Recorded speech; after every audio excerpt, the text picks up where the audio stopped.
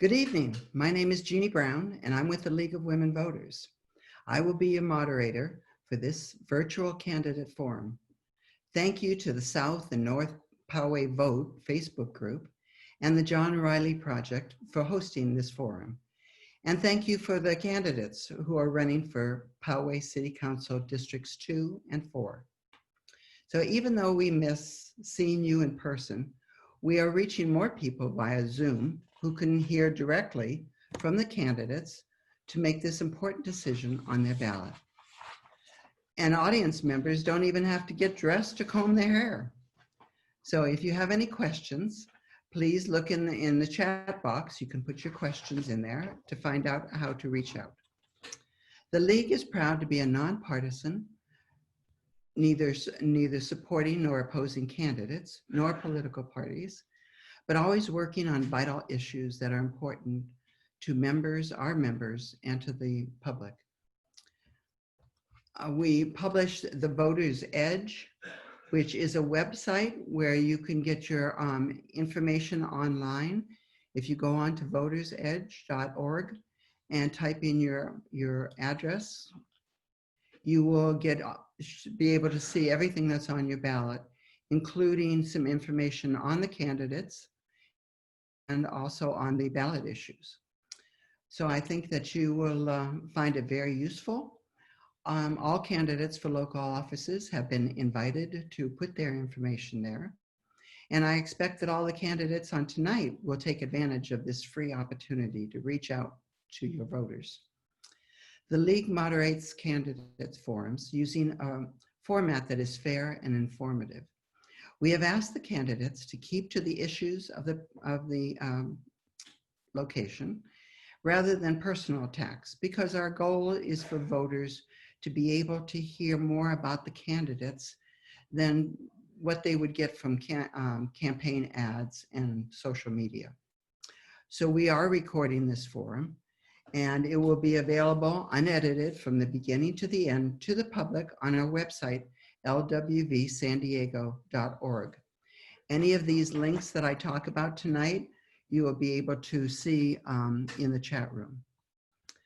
We have asked the attendees to submit questions online before the forum, but you can also submit questions again through the chat. Please remember to use civility and respect in your questions and word your questions in a general way so that they'll be applicable to all the candidates. We organize the questions to avoid duplication and make sure that we hit the topics of greatest interest. So assisting tonight are as question screeners, we have from the League, Beryl Flom, and from the host, Mary Shepherdson. Our timekeeper is Janelle Van Dusen, and we will adjourn by 8:30. With that said, I want to thank you all for joining in on this Zoom webinar to become a more informed voter. This forum is for the office of Poway City Council, Districts 2 and District 4. There are 2 candidates for District 2 and 3 for District 4. For District 2, we have Barry Leonard and Phil Factor. For District 4, we have Chris Opes, Frank Fournier, and Kaylin Frank. Candidates will have 2 minutes for their opening statement and 2 minutes for their closing statement and 1 minute to respond to each question from the audience. We will alternate the answers, who answers the questions first, and I will repeat the question for each candidate. Prior to the start of this event, the order of speaking was determined randomly. And so let's get started for our opening statements. And for we will begin with Frank. And Frank, will you please start?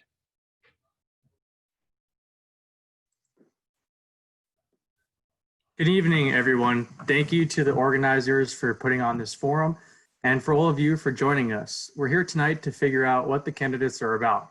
We only have 2 minutes, so I think makes most sense to ask 2 basic questions. Why do we want to do this, and what makes us qualified? So let me answer those right off the bat. First, why do I want to run for city council? I've always had a special attachment to this community ever since my family settled here just in time to start 6th grade. Whether it's coaching Poway High School rugby or volunteering for the local Kiwanis Club, I've chosen to be an active member in my local community. I recently got engaged, and as we began planning our family's future, it quickly became apparent how important our local community is to the development of that future. We decided that raising kids in the city we call home, the city and the country, needs to be preserved through our active involvement. Second, how am I qualified? I'm a medical research alliance manager. Basically, negotiating and coming up with solutions during conflicts is my day-to-day. My job is to maintain a healthy partnership between my company and another company as we achieve a specific goal. Stakeholders range from executives to researchers and to operation managers. All must be managed, organized, and kept aimed at completing the goal through active communication. This is analogous to the various moving parts and stakeholders within a city, working with the public, other council members, and relevant experts to oversee the city manager's office and city attorney to complete objectives that are best suited for our community. I believe these two qualities make me the ideal city council representative for Poway District 4, and I aim to be as transparent as possible, and I'm very excited to answer questions for everyone to get a better sense of who I am. Thank you. Thank you. Next, Chris. Good evening. My name is Chris Olps, and I'm here today to hopefully answer questions and speak about why all of us essentially want to do this job, what we bring to the table, and the differences that set us apart. I grew up here in Poway. I've been here for over 30 years. My family has lived in Southern California now, and the Poway area specifically, for most of my life. But more than that, I've given back to the community. I've helped serve on budget review committee. I've helped found a robotics team for Garden Road Elementary School for the Junior Lego League.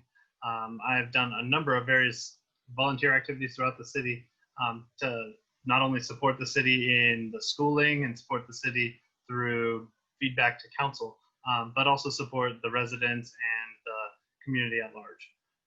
I believe that what makes our community great is how we provide and give back, and nobody comes better prepared to do that than Poway. When there's a crisis, when there's a problem, Poway really steps up, and in a lot of ways that's what makes us a unique community.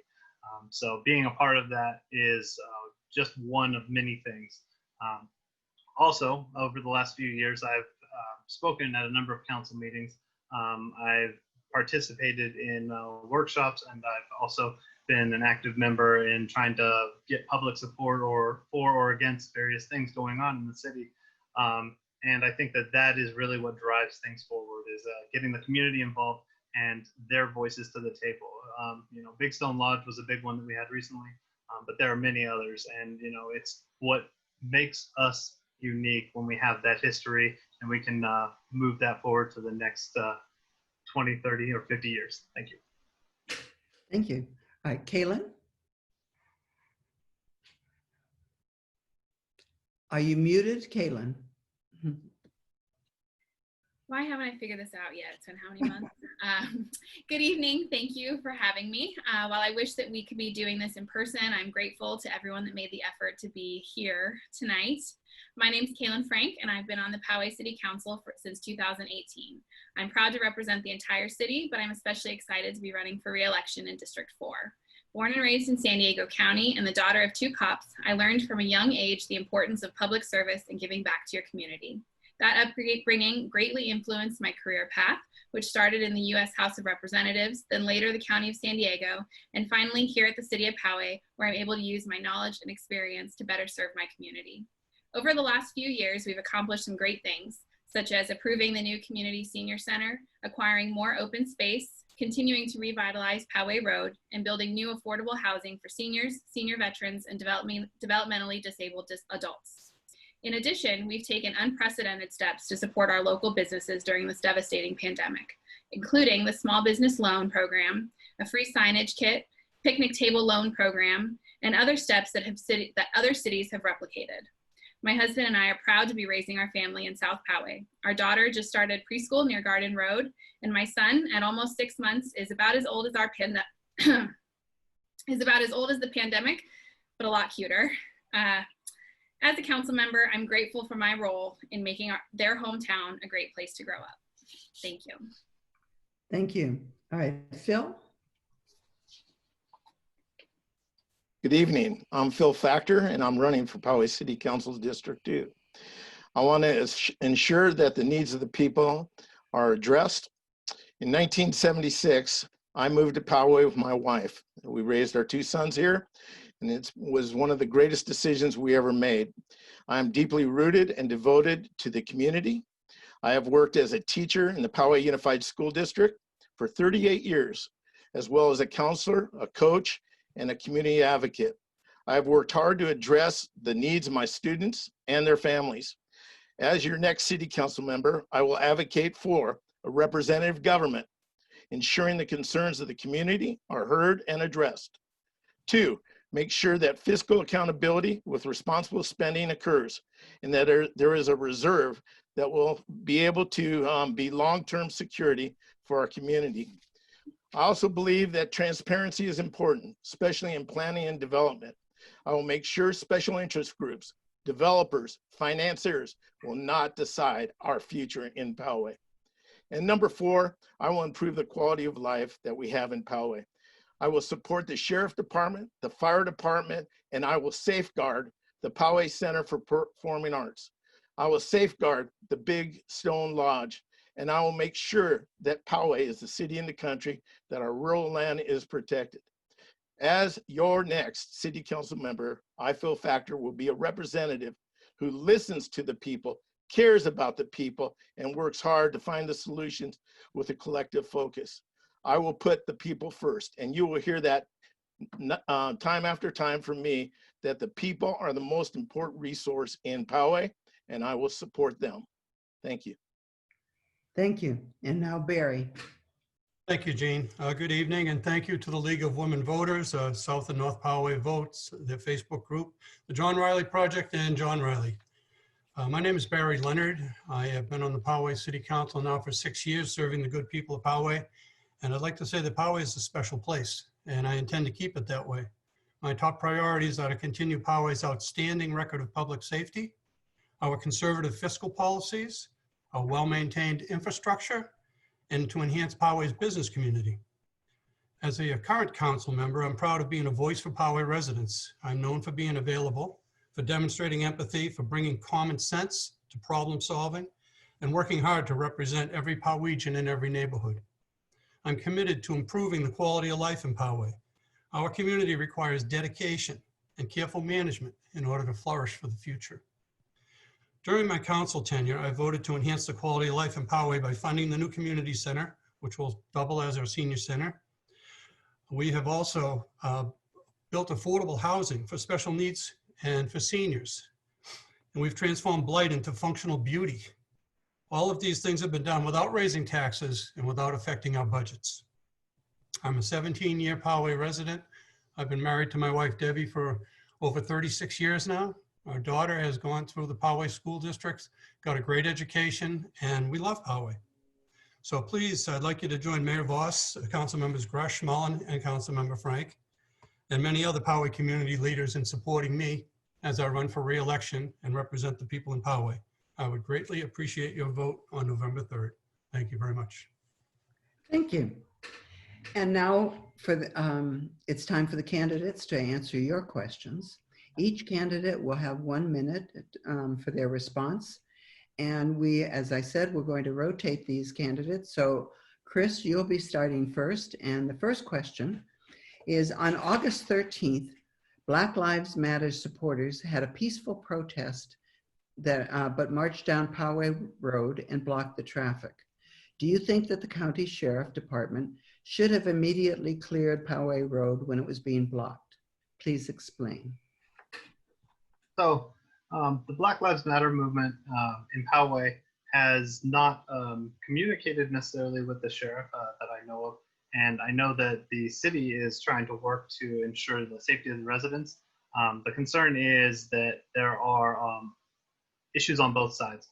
Some of the people feel that traffic should never be impeded, and that there have been comments, whether that be online or what we've seen throughout the country, where there's sort of a vigilante take on how to deal with protests and those kinds of things. So in the interest of safety, I think that the protests should be concerned about that and should work with the sheriff to ensure that they aren't at risk.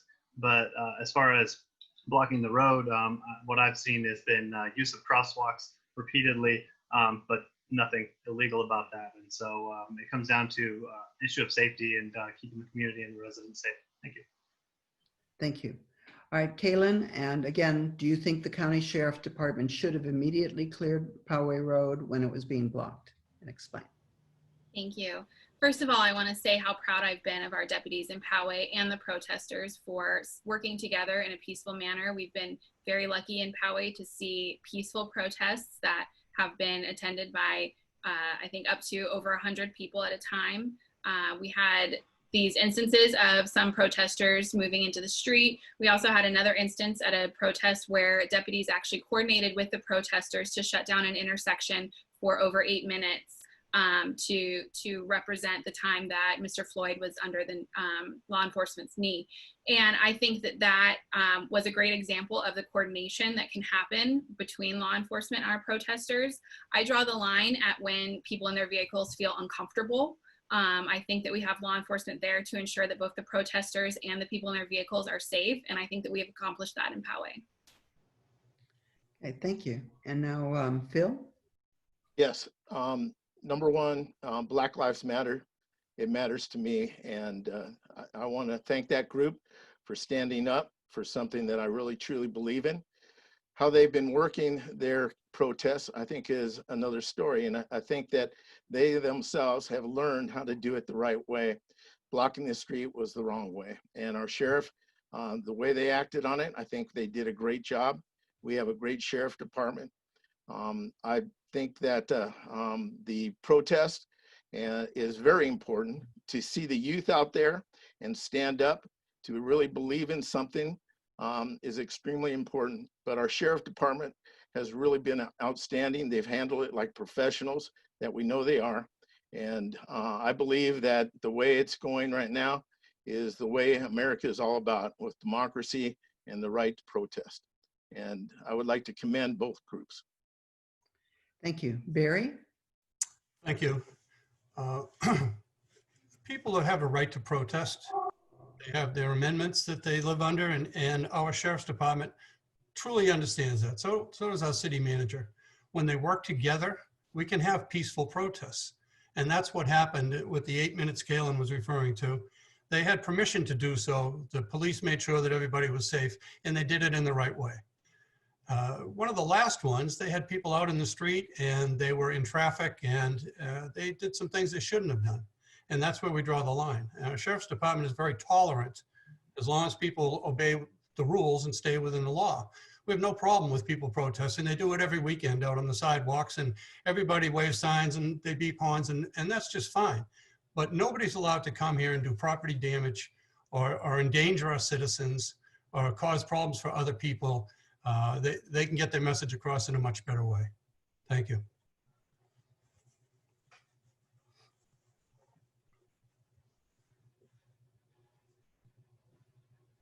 I'm assuming I'm next, but Gene, you may be muted. It's always difficult going last, but I think I mimic everybody else that has spoken. That peaceful protest is part of being American, but as soon as you cross the line and you start making other citizens unsafe, that's when the sheriffs need to step in and create the safety once again. And I think the sheriff department did that quite well. Like Kaylin Frank had mentioned, that they planned with organizers, with protest organizers, for an 8-minute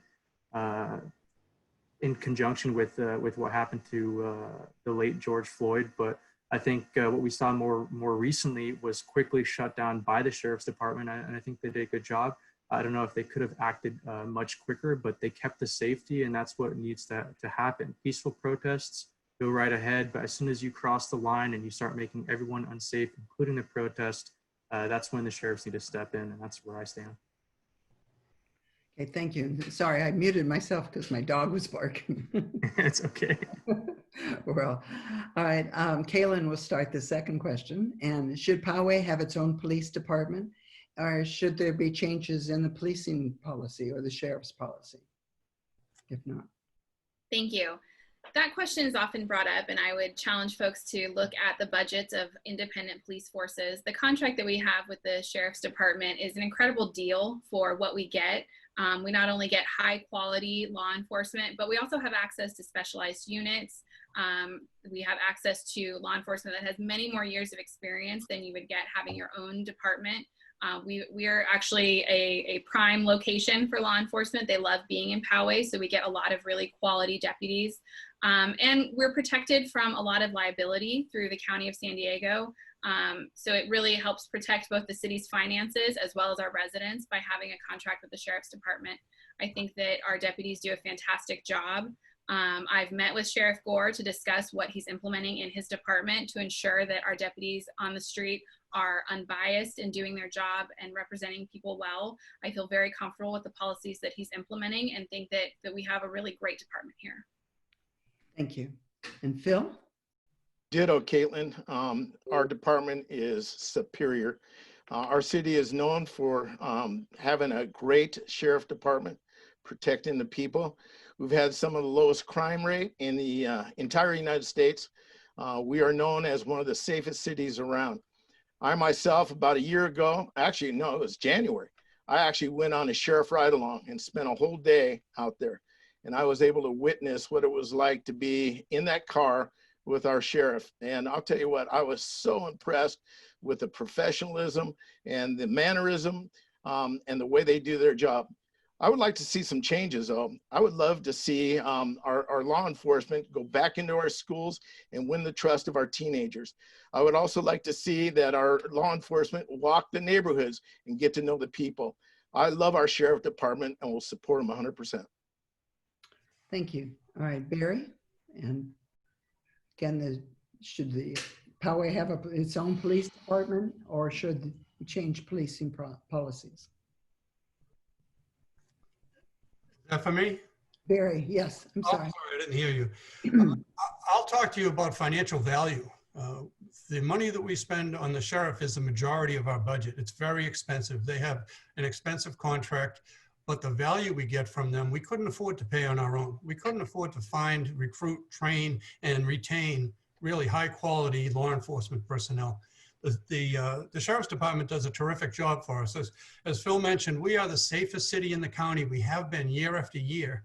And the reason for that is the relationship we have with the sheriff's captain. He's our supervisor and he works under our city manager. So we give direction to our city manager. He gives direction to the sheriff's captain. And that's how law is enforced within the boundaries of Poway. And for the amount of money we spend on that, which is very considerable, you can't beat it. The other thing is that these police are now being having to do mental illness training. And we have a PERT team, which is unusual, but they help with mental illness problems, and a majority of the calls go that way. So there's other issues as well, but we get a good value. Okay, thank you. And Frank?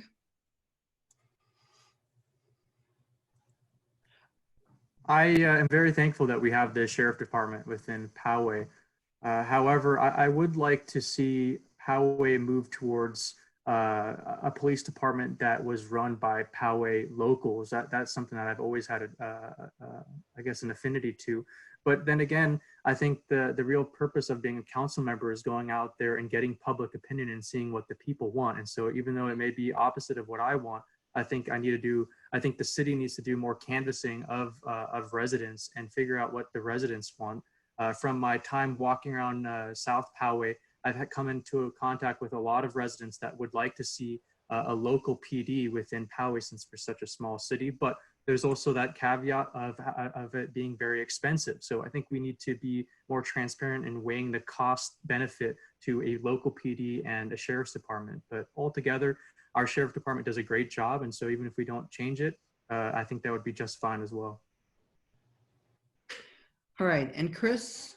Yeah. So with regard to the police department and sheriff's department, rather, in Poway, they do a fantastic job. There's no question that the dollar amount that is spent is well spent, but there are issues, and some of those issues come down to communication. A good example of that goes back to the last question with the protests. Recently in Poway, back in June, we had curfews enacted. And as part of that, I know several people that were out there, business owners, residents, and protesters alike. Nobody had any idea what was going on. They had no idea when it was going to take effect. They had no idea what it would impact. And really that communication from the ground level, the police that were out there ensuring that the protest stayed peaceful, which they did, it wasn't there. And so I think that there's a lacking communication and ways that that can be addressed. But as far as having our own, I don't know that that's the right answer, but there are problems and we do need solutions. Okay, thank you. Now we're on our third question, and Phil will be starting this one. The state requires that Poway build more low-cost and affordable housing. How and where should it be built? You know, we talked about that this past week in our city council meeting, and there were what they called 3 lots. First of all, I consider that we only had 2 places because the Big Stone Lodge is a historical monument, and that leaves the property that is off of Twin Peaks and Espola, and also the Monte Vista. I think both would be great for affordable living. I definitely think that the first time this city council passed up the housing for veterans was a big mistake. I would like to see veterans be welcomed in Poway. I would like the red carpet thrown out, and I'd like to see units built for veterans first. Secondly, affordable living. I also believe that it shouldn't just go to seniors. It shouldn't just go to people with disabilities. I think it also should go to people with low income, and that means minimum wagers. So I am for affordable living in Poway, but I also want to let you know that I am, oops, stop. You can finish your sentence. Okay, I am against mass development like other communities have. So let's just try to keep it small and make it work. Okay, long sentence. All right, Barry, and where and how should the affordable and low-cost housing be built? Thank you, Gene. We currently have hundreds of units of affordable housing. We're proud of the affordable housing we have. Most people wouldn't even recognize it because they look for something that they don't see. They see beautiful buildings. We have a requirement by the state. It's called RENA. And our requirement is 1,319 units to be built over the next 10 years. We really don't have the ability to build something like that. We don't have the financing in place. We have certain parcels of land, but we can't build anything without money. So I would like to remind Mr. Factor that he probably should go back and review the veterans housing decision that was made by the city council, because the city council didn't pass on the veterans. The veterans left town with their money. That's the bottom line. And we do our best to build what we can with what we have. We have currently an idea about trying to attract money and to build property on Monte Vista Road by the hospital. We're hoping that will work out well for seniors and special needs folks, because that's where we have the most demand. Okay, and thank you. Frank? Did I repeat the question? How and where should affordable low-cost housing be built? I agree with Mr. Leonard. I think it should be down at Monte Vista. I like how and I think Kaylin Frank mentioned this in the meeting, but I like having the veterans and other people of the sort be near a hospital and public transportation. I think that's a great idea. When it comes to affordable housing in general in Poway, I understand that we have to meet state requirements, but I do want to remind everybody on the council that we have a motto, which is the city in the country, and I'd like to keep it that way. So as much as we can, we have to keep that in mind as we're developing all of these affordable housing units. And I'd like to see these things be done in other districts outside of District 4. I believe as a Southern Poway resident that I feel like Poway Road has become overly combobulated with traffic, and I'd like to see it change and be more widespread so that we can all evenly take on this challenge. Thank you. And Chris, where and how should they get in affordable housing? So this really comes down to one thing, in-lieu fees. We right now have the lowest in-lieu fees anywhere in the county, $500 to get out of affordable housing. We either need to raise that significantly right now or demand that developers deal with the affordable housing requirement. That's the bottom line. we don't need to find affordable housing. That's the developer's deal. They have to, by state mandate, find affordable housing on their lot or pay for it somewhere else. And we really are just giving them bailouts with this $500 in lieu fee. So when it comes down to it, the where is some of a concern. But the biggest problem is we have no money because we've defunded ourselves. And we really need to fix that before we can even begin to discuss where the city can build anything, because we don't have the money for it. Thank you. All right, thank you. And Kaylin? Thank you. Yes, this was a topic recently at the city council meeting, and I was proud to eliminate Big Stone Lodge from consideration. I don't believe that it's appropriate for affordable housing, and I think that there are greater things that we can do with that property that would serve the community and represent the heritage of that site. And I was proud to suggest Monte Vista as the site because of its proximity to the hospital and public transportation, two key things. I think there are really innovative things happening with affordable housing. They aren't just high density, high rise units. There's bungalow style, cottage style, village. So my hope is that once we see what comes back from the affordable housing developers, we'll really see what our options are. And I think that we'll have a great option, hopefully that will serve veterans or adults with developmental disabilities, as well as low-income workers. It's important to note that veterans only have a preference. It can't be required for veterans. And Monte Vista is not in District 4. Thank you. All right, thank you. And now we're going to go to the fourth question, and we will start with Barry. What can Poway do to slow down climate change? Oh, boy. Not a whole lot, to tell you the truth. Climate change is, to me, in my opinion, climate change is global. And at a very local micro level, it's very difficult to do anything with that. We have made some efforts toward that. We're careful about our recycling. We offer a hazardous waste recycling on Saturdays for residents to do for free. We built solar. We built a solar field behind the Performing Arts Center. We had another proposal to install a much larger solar field, but the numbers just didn't pencil out. Trying to be a part of climate change is not easy, and it's not cheap. And so currently, right now, in the budget situation we're in, we're always open to ideas and new thoughts, but as far as allocating large-scale money with no return on that, it just doesn't pencil out for us. So, we encourage people to do their best they can with what they have, but we don't enforce other people's rules on them. All right, thank you. And Frank, what can you do? What can Poway do to slow down climate change? I think like what Barry said, it's pretty hard as a council member to enact all these changes, especially when you're essentially oversight on the city manager and the city attorney. However, I would like to see a sort of locally organized group within Poway, maybe even subsidized by the city of Poway, that suggests how we can do more for the environment. Have members within the community and they can volunteer for this. That would be amazing. I do think that it is overall hard. It's financially expensive. However, I think that in order to be good stewards of the earth and future generations, we should look into it, and having a committee that offers up suggestions in order to do that would be great to see. Okay, Chris? So, as has been mentioned, global issue in little old Poway.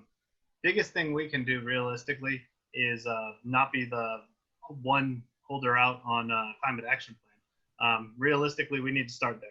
Baby steps. We've already got great progress. LED lights, solar panels, things that have been discussed.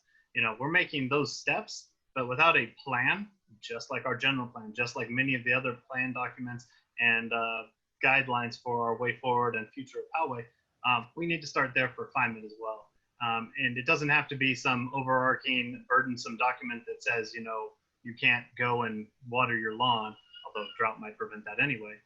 It just needs to have common sense approaches where we start, just like we would give preference to Poway businesses, we give preference to those that protect the environment or do good for the environment and give a return. Little steps is how we get there, and it starts with the climate action plan. Thank you. Kaylin?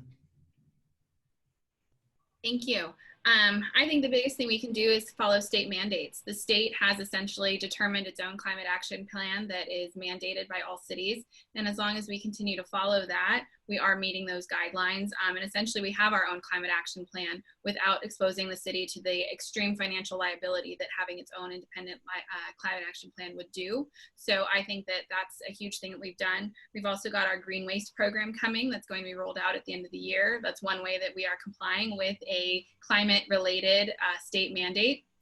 So folks will be getting a new green trash can to add to their curb.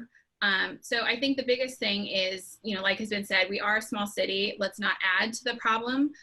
Let's make sure that we're following all of the legislation that's coming down and being on top of that. And essentially that's what operates as our climate action plan. And I feel really good about that. Thank you. Thank you. And Phil. This is a very important topic, not only for Poway, but our nation and the world. The first thing I would do is join the other cities in San Diego and learn from them. We right now are the holdout when it comes to the action plan, and I would make sure that we are joining in and getting their recommendations and their support and their knowledge on what they're doing. Secondly, as an educator, I also think that we can go to the Poway Unified School District and join hands with the Poway Unified and try to motivate the students and the families to go green and support it as a city of Poway. And then the third thing is there definitely are answers, from planting trees, promoting Arbor Day. We have a landfill up Poway Road. Why not turn that also into a solar field? Why not put a couple of windmills in Poway? I know they don't look good, but guess what? Let's go green, and I think we need to invest the money. Thank you. All right, we are on to the fifth question, and we will start with Frank. So how do you think Poway can adjust city finances as a result of COVID-19? And Frank, you're starting.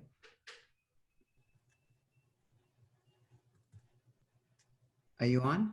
Yes, sorry, it took me a second to get to the unmute button. I think that the city council and the mayor have done a good job in helping out our businesses during COVID, but there is something to be said where we're going to be post-COVID. And I think there's a lot of cities out there like within Alabama, Birmingham did a great thing. They worked with corporate partners and they spearheaded this creation of a fund to support small businesses through low interest loans. And there's other ideas too, to help out maybe less tech savvy restaurants connect with Uber Eats and DoorDash and having an opportunity within the city to help them with that. There's some small business stabilization funds that we could offer. But I think it's always great to have savings for that rainy day or that future pandemic. Us in the science community, we realize that there is a bigger pandemic coming and we should be better prepared. And having money for that is always a positive. Thank you. Chris? So with regard to the budget and COVID-19, it's going to be a bit tricky down the road. A lot of things have been pushed back and delayed, and that's helped us essentially mitigate the worst of the impacts. But last I saw, we were, I believe, over 5 million. I'd have to double check again. In funding or in spending just regards to COVID-19 as far as the impact on our budget. The impact at the end of the day isn't until COVID's over and, businesses are back. So, the 2008 financial crisis lasted years. This, even lasting a full year, still gives us another few months of dealing with the cost. So we really won't know the final bill until that point. And so it's good that we have reserves. I was part of the budget review that suggested making sure that those reserves would be available for things like this. Thank you. And Kaylin, how can we adjust the budget? Thank you. Firstly, we have an incredible finance director who brought us a balanced budget this year amid the already ongoing recession.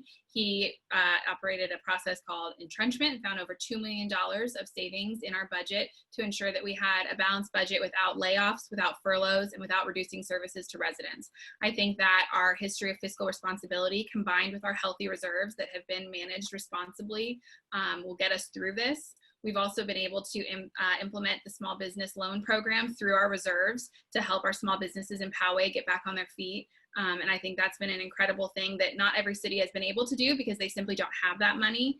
So to see our city using it wisely at the time that it's needed, I think is a great thing. And we also received money from the county to help mitigate some of those expenses that we spent on COVID. I think it's important to remember that we're not alone in this, and there are resources, and our city manager is fantastic at getting those funding and ensuring that we're getting our fair share. Thank you. And now Phil? First of all, I believe our city has done a tremendous job of supporting businesses. I know that our mayor has really done just a fantastic job reaching out with tables, with loans, with a true concern to the business population. I think this is really tough times, and we really don't know. I asked for a report on how this affected the city, and it's still kind of up in the arms. You know, we don't really know how it really did affect our city in terms of revenue, but we all have to face the fact that we don't have the money coming into our city, and we're gonna have to tighten budget. The thing is, right now, we're all struggling. And my concern is for the families as well, not just the businesses. How are we gonna help families that are gonna be evicted? How are we gonna help the families that don't have food for their kids? So it's gonna take a lot of leadership. It's gonna take a city that cares about everybody. Thank you. And Barry? Well, it's tough to go after Kaylin because she stole all my lines. She really gets the stuff. We're not afraid of bad times. We've been through bad times in the past. We're also very careful about how we save money and what we use that money for. And some folks think because they've got checks left in their checkbook that they got plenty of money. But we know that it takes real capital to make a difference. And some years ago, we got together and we looked at the available cash we had, the leftover funds from redevelopment. We put aside a big chunk of change and we said, we need to have money for emergencies. We have that money right now. As Kaylin said, we're getting money from other sources. We've got a terrific financial director and we've got a fabulous city manager. They have managed this city through this crisis so far anyway, in a remarkable fashion. We just don't know what the rest of this is going to look like. So fortunately, we have the finances, we have the smart people in place, and we have the city council that really understands how to manage these things. So we're in pretty good shape. Very good. All right, we are on to the sixth question, and we will start with Chris. The City Council approved the Poway Road specific plan in 2017. If the vote for this were held today, is there anything that you'd like to change or add to the plan? Certainly.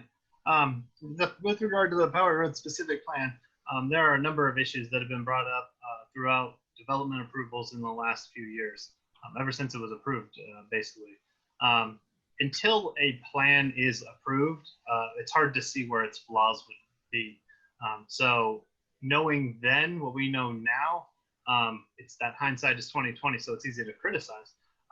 But knowing that, I can easily point out some things. You know, that in the plan it says 45 feet for height restrictions, and yet we've already approved over that. It says that we should not have setbacks. Well, without setbacks, how are you going to have a walkable community that can be safe without people possibly having to dodge a sign that says, hey, there's donuts here? You look at what the impacts are, and you got to start asking questions on whether or not it's of community benefit or useful to have no setbacks, higher buildings, and more density as the plan kind of outlaid. So I think those would be good changes.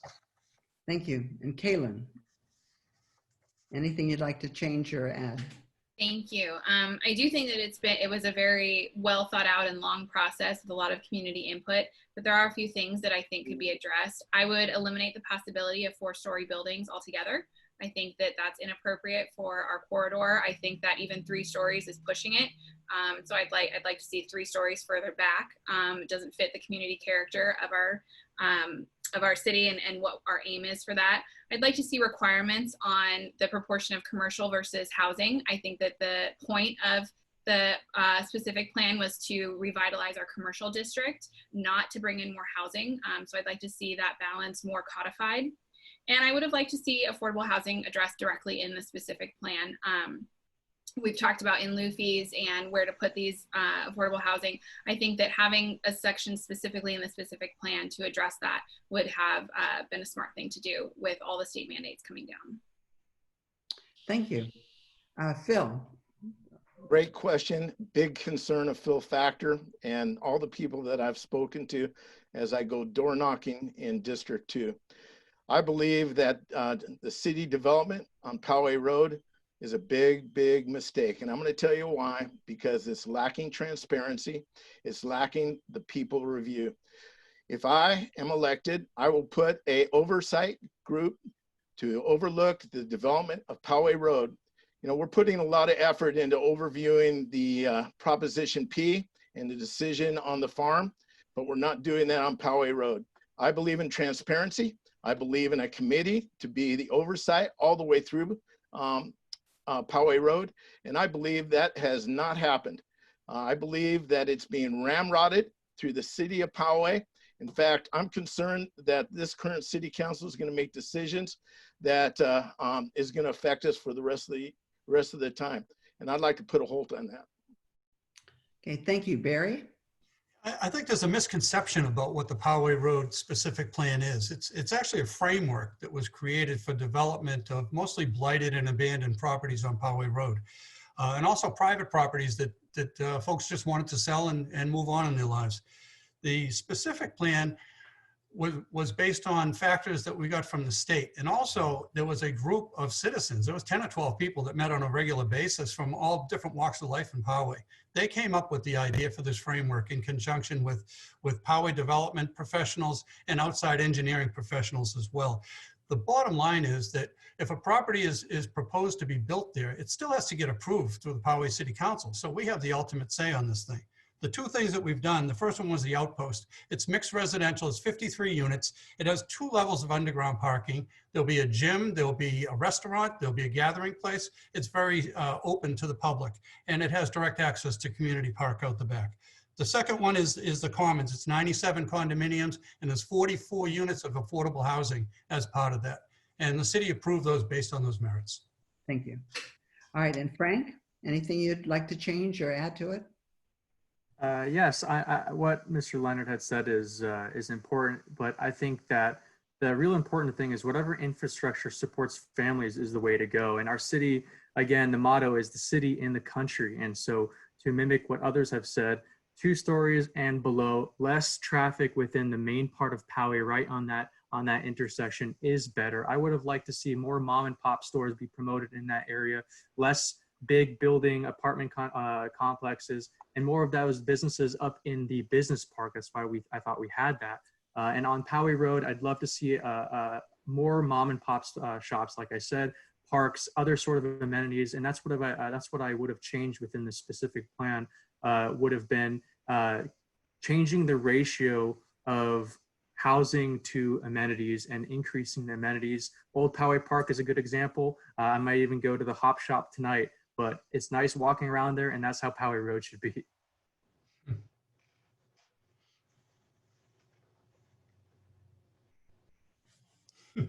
You're on mute. You're muted, Gene. Sorry, my dog keeps barking.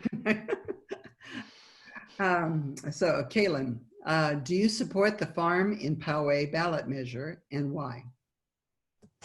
I do. I voted on it. I do support it. I think that it's really setting a standard for what this type of development in Poway can look like.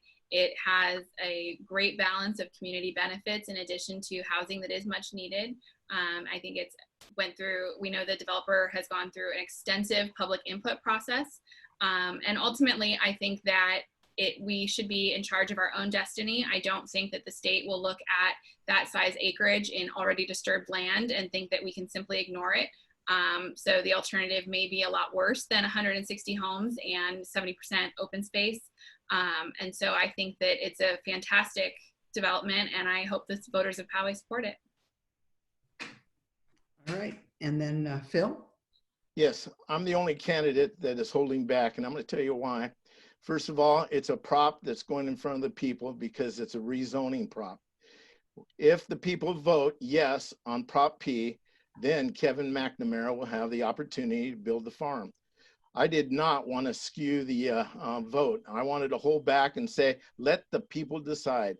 If it's true democracy, I think it's important that the people vote and the people make the decision, especially impacted by the farm that live in that neighborhood. I live up on Iron Mountain, totally opposite direction. So I think that I need to hear from the people. And as you know, that Phil Factor does stand for people first. And I think that community should voice their opinion by voting on November 3rd, yes or no. Not for Phil Factor to tell you how to vote or what I should endorse. I think it was wrong on part of the city to endorse it. Okay, thank you. Barry. Yes, thank you. The people are going to vote on this. It has a proposition. So it's our job to inform the public, to educate them, to explain to them the nuances of development. Kevin McNamara understands all this.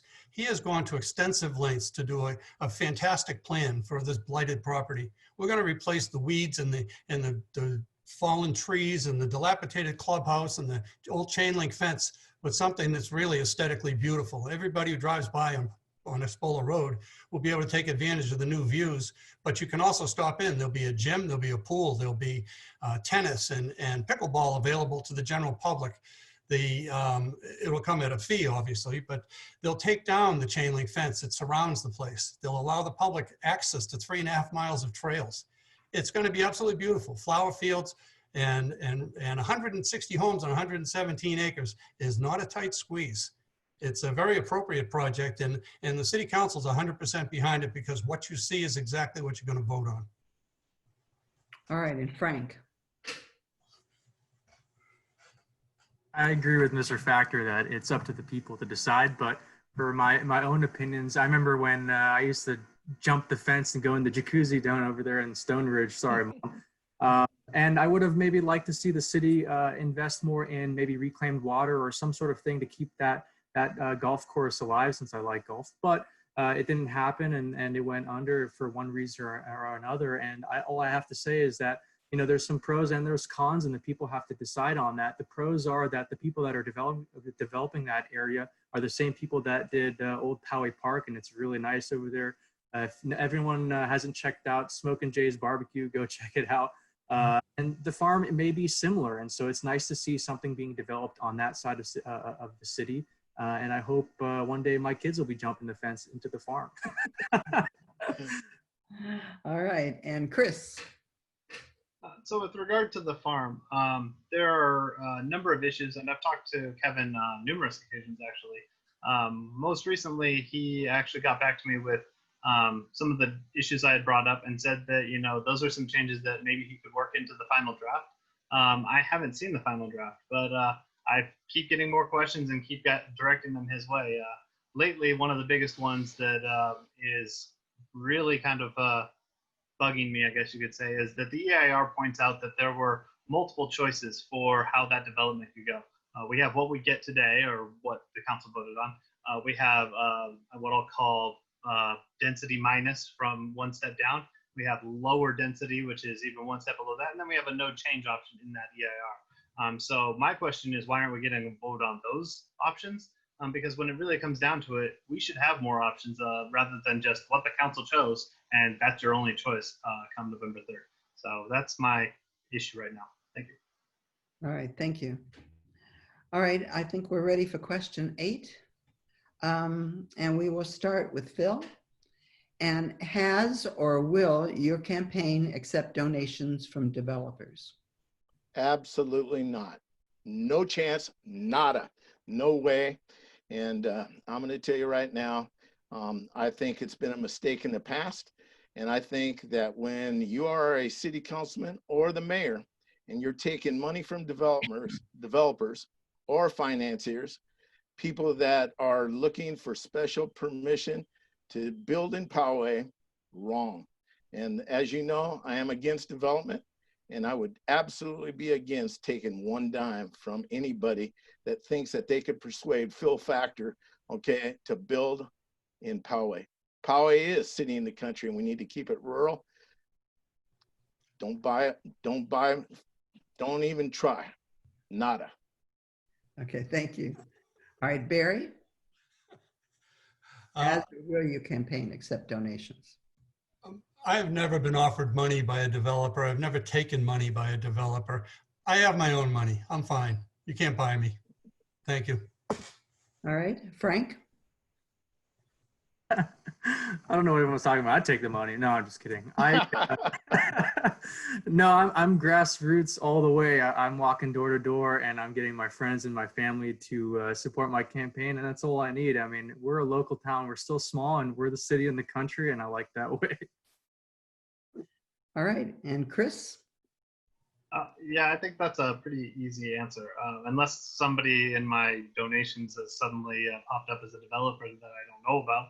I haven't accepted any money from developers. I'm not looking to accept money from developers. And I'd take it one step further.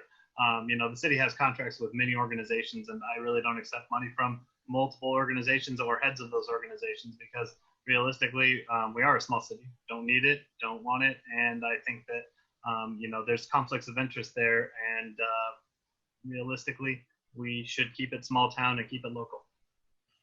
All right, thank you. And Kaylin? Thank you. We've kept our donation limit low. We've can't accept donations from PACs or businesses, which I think the point is to ensure that developers or other businesses don't have undue influence. I think it's insulting to think that anyone's vote could be bought for $250. My vote can't be bought, period. And I don't feel indebted to anyone that has donated to me. They know where I stand, and I'm not aware of accepting any developer money. And I'm proud of the fundraising that I'm doing. Okay, thank you very much. All right, we went to, now the next question is a little more in depth. And we'll start with Barry. What do you think is the biggest problem for the city of Poway, and how would you address it in the coming years? Oh, the biggest problem we have is very obvious. It's our budget. In the past, we always had plenty of money in the bank. We had money from the redevelopment authority, and we were able to afford a lot of luxuries. Those days are over. Our revenues have not kept pace with our expenses. And right now we're under the gun. We have large increases in our public safety and our insurance and our pensions. And these are things we can't control. 80% of these additional charges are uncontrollable because they're contracts. We don't have a choice there. So what we have to do is be creative. We have to find ways to cut expenses. We've done that. We've not hired certain people for certain roles. We've left jobs open. We've asked people to do more with less. And we've also been able to defer a lot of our capital projects based upon the need to finance them. It's a matter of need to have versus want to have. And so to me, the budget is our most important challenge we face. Okay, thank you. And Frank? To me, it's the development we're seeing within Poway. I'd like to see a change in the ratios to amenities, and I think that may help in regards to the budget. I mean, if you're having an influx of people outside of Poway coming into Poway, spending within the city, it may help. But for me, the biggest concern is Poway Road and South, and figuring out a way where we can develop it in a different way, where we maximize amenities to turn our city, to keep our city, the city and the country, like I've mentioned before, and not regulate that term, that motto to history, and be the city in the city. Thank you. Thank you. Chris? So it's actually very interesting. I agree with Mr. Leonard when he says the budget, but the budget touches many things. When you look at it, Los Penicitos Lagoon is on the horizon with the budget. Development is the reason that the budget is hopefully going to be solved in the future. We're using development as a solution to the budget problems. So when it comes down to the root problem, it is the budget. I don't agree with the solutions currently in place or underway. And I'd like to see other options explored. I think that we have many other options that we can explore. And if we had a real big concern with our budget, we wouldn't have looked to putting $9 million into a community center that was still standing and could have been renovated.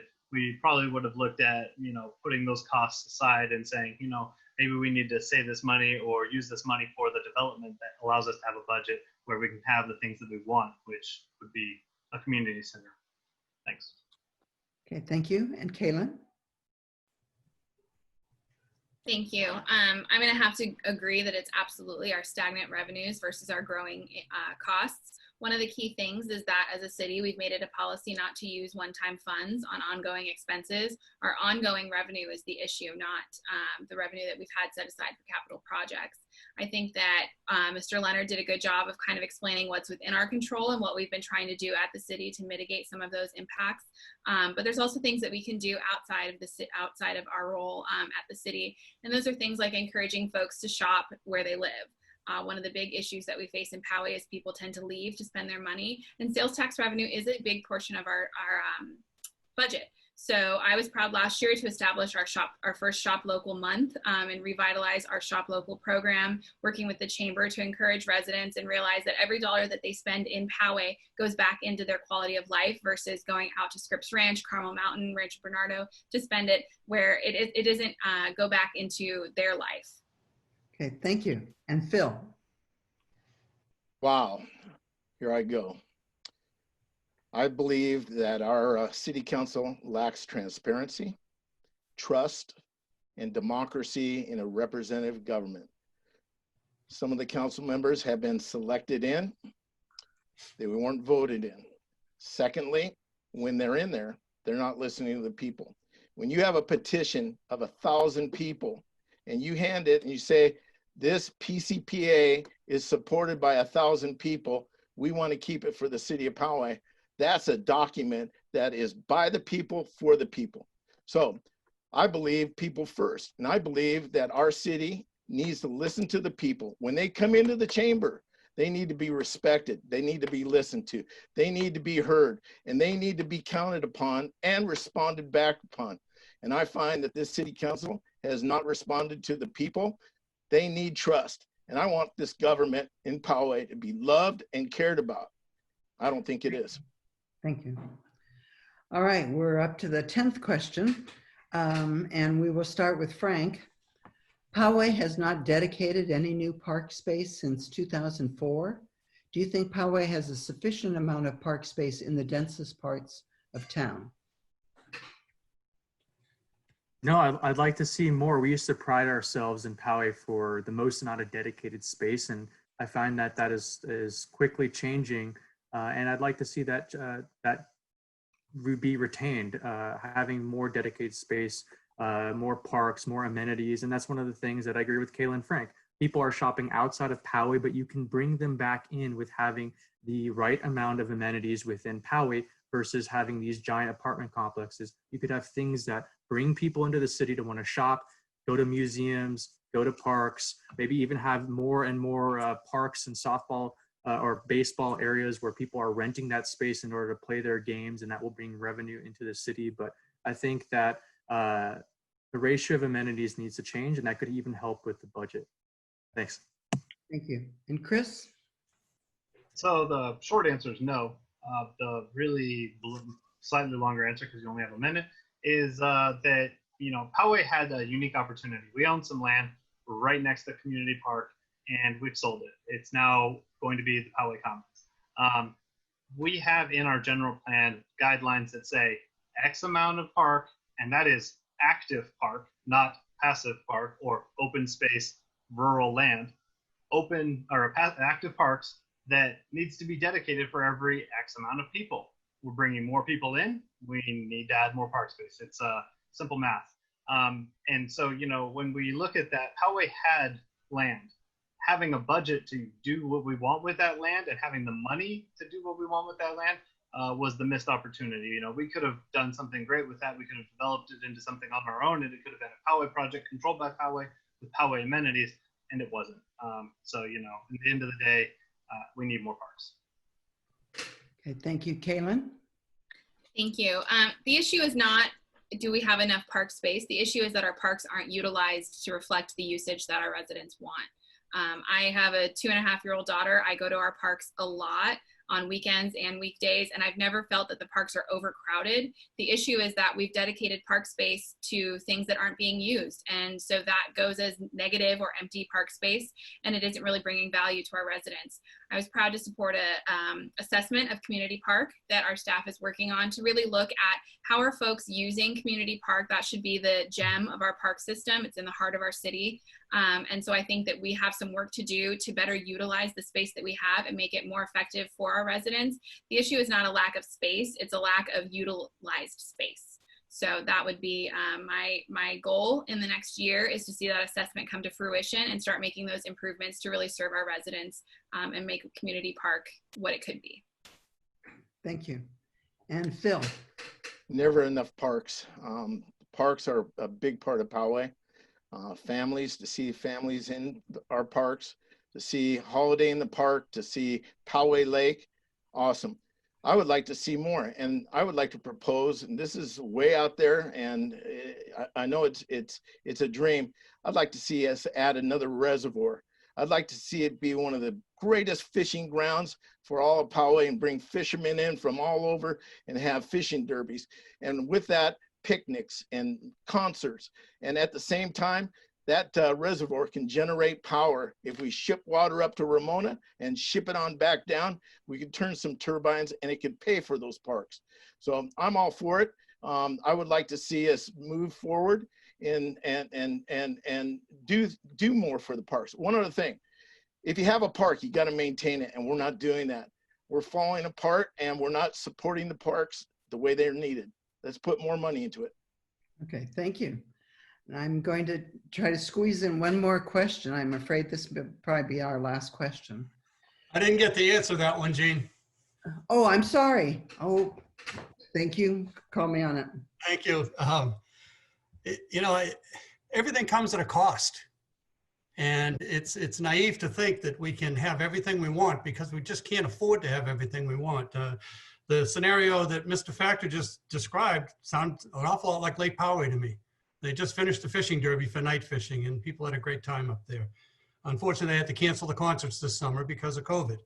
But Kaylin's right. I mean, we're building a brand new community center and $20 million facility that'll hold the senior center as well. We've got a brand new community pool that just got remodeled over there, right next to the biggest park that we have with all the different sports amenities.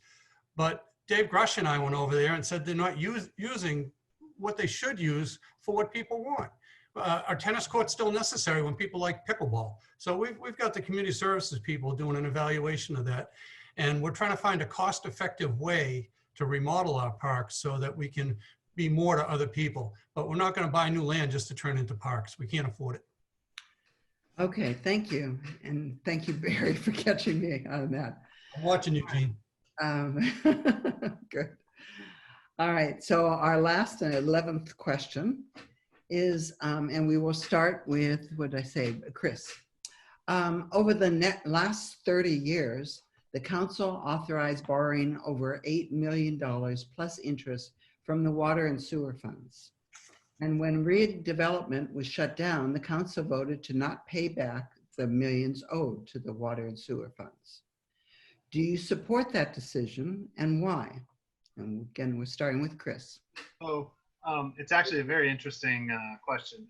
I don't support the decision, but what it really comes down to is when you hear things like we didn't raise taxes, water rates by all ratepayers are a tax. We paid for that money. So that money that was loaned to the city from the residents is a tax. We were taxed, it was paid, we were never paid back.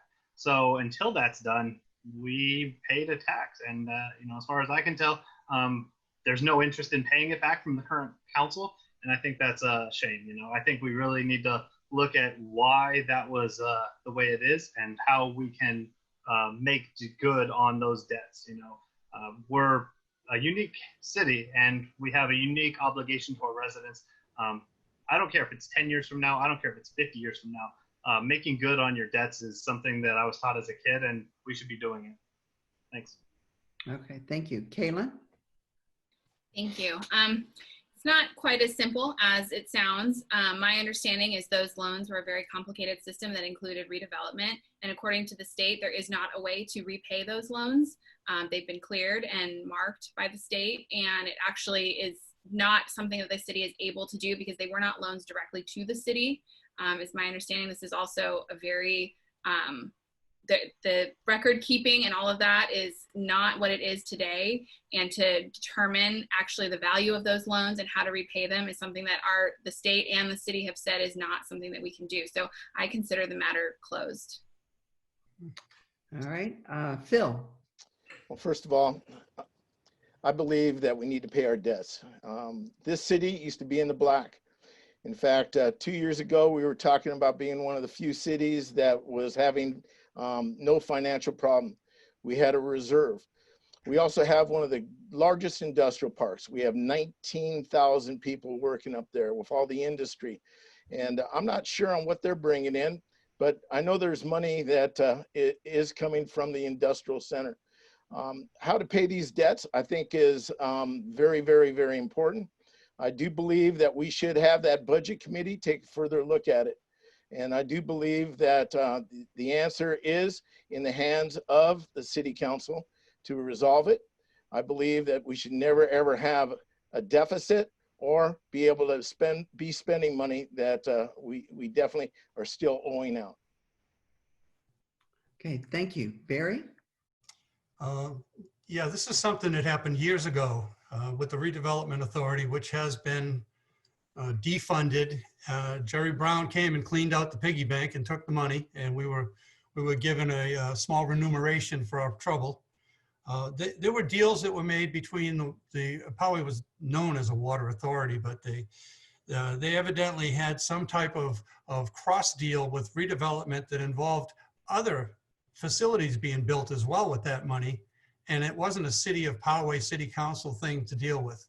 As Kaylin said, the state overruled things. They sorted through the mess when they got a hold of it, and they made decisions. So I'm with Kaylin. It's history, and I don't think we're responsible for it. All right, thank you. And Frank? I believe we should fight on behalf of our constituents. So if the Poway residents are owed money, then I think it behooves the council to go forth and talk to the state and do what they can. If nothing can be done, nothing can be done. But I think this goes to a saying that my father, my retired Marine father, used to say, piss poor or prior planning prevents piss poor performance. And I think if we invest in our infrastructure, if we are aware of what's happening around Poway, and we do very novel and efficient methods of maybe reclaimed water is another idea I mentioned before. But if we invest in our infrastructure, then we may, it may pay dividends in the future. We all know this in business. If you invest in R&D, it always pays dividends in the future, and it allows you to save more on the tail end. But I think if we are city council members, we should fight on behalf of our residents, whether or not we agree or not. Thank you. Thank you. And now, before our candidates give their closing remarks, I want to thank the audience for attending and asking such great questions. I hope you're all registered to vote. You can check that at sdvote.com. And be sure to fill out your census if you haven't filled that out. You can do that at my2020census.gov. Those links are in the chat room if you haven't already done that census. Also, I'd love for audiences, to men and women, to attend more league events. We'll be giving pros and cons on the ballot issues, and we have lots of other events having good discussions about current events. And now for the closing remarks. So each candidate will have 2 minutes, and we will have the reverse order from the opening remarks. So we will begin with Barry. Thank you, Gene. Most of us moved to Poway for the good schools, which are consistently top rated. But once here, we settle because of the quality of life. We don't leave. People soon realize that Poway feels like a small town, not a city. And we do have a city, and we do have a country in the city in the country. We are the safest city in the county year after year. We have the best roads by far. We brag about them to other cities. They're jealous of us. We have beautiful parks, Old Poway Park, Lake Poway, Blue Sky Reserve, the community park with the newly remodeled pool, which if you haven't seen, you should go see it. It's beautiful. Great trail system, 78 miles of trails. Beautiful scenery like potato chip rock. Almost half of Poway is preserved open space. We just added about 280 acres to that inventory over the past 3 years with strategic acquisitions by the city council. We've got great neighborhoods for growing families. There's something here for just about every income level. We've got affordable housing that's top shelf. New projects for seniors in the works, set-asides for veterans and the special needs community. We're going to have a facility that's second to none. We've got a strong cash position. We've got 20 million in reserves. And it's because we have a well-run city by capable leaders. We've got balanced budgets year after year. We've got a strong economic engine. The business park generates lots in property taxes, but our auto sales generate lots in sales taxes. And we need to help those folks out. So today, you know, Poway is a city, it's the envy of the county in Southern California. And everything seems just fine. So why should I do it? Why should you vote for me? The reason is because we need to keep Poway headed in the right decision and not mess this up. We've got much more work to do. We need capable people to do it. We need people that understand the budget challenges, that these are going to require tough decisions. You can't keep everybody happy all the time, especially with COVID nowadays. But I have the right mix of experience. I've got the knowledge, I've got the time to hit the ground running, and I won't mess it up. It takes experience to keep Poway on the right path. So please vote for me on November 3rd. Thank you. Thank you. Now, Phil? Thank you. Now, when I came to Poway Unified back in 1976, I figured it out. When my students came through the door, they were the most important resource. I always backed my students. I always backed their families. I always listened to them. I always helped them solve their problems. Now, I'm 67 years old. I'm retired, and I want to do that for the city. I want to be able to be in your huddle. You know, when I was also coaching football, my football teams always considered I was the 12th man. Although I was on the sideline, they knew that Coach Factor was right there to help them. I want to make sure that the city of Poway knows that Phil Factor is going to listen, care about the people. I will help you solve the problems. I will also go for the resources to solve those problems. I do believe that this is the pinnacle of my life.